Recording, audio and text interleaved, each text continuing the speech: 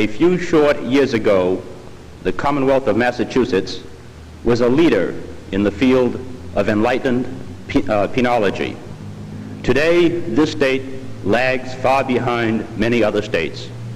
In one particular field, that is the field of the abolition of capital punishment, this state is way behind many others. I'd like to review the question of the abolition of capital punishment with you. It's a subject which is today being debated in our legislature, with current hearings being processed dealing with the subject of the abolition of capital punishment. Now, what are the reasons for having capital punishment today? Capital punishment can only be justified either on the grounds of vengeance by the community or on the grounds of deterrence of future homicides or crimes of violence. But is either of these grounds valid? If you look at the aspect of deterrence, then why, over the past years, has the method of capital punishment been made more and more humane?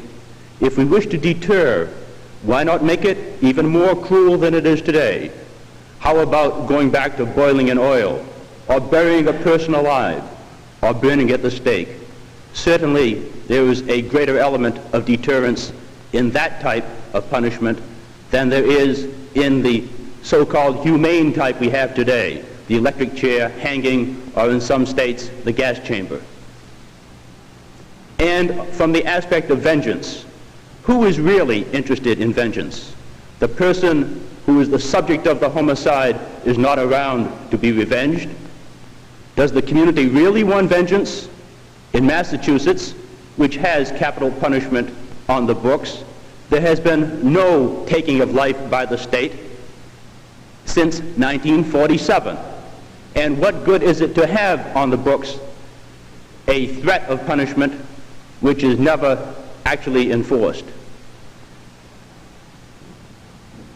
The subject of capital punishment is just blasted by the experience of Nathan Leopold. Is he better off dead, or is he better off as he is today?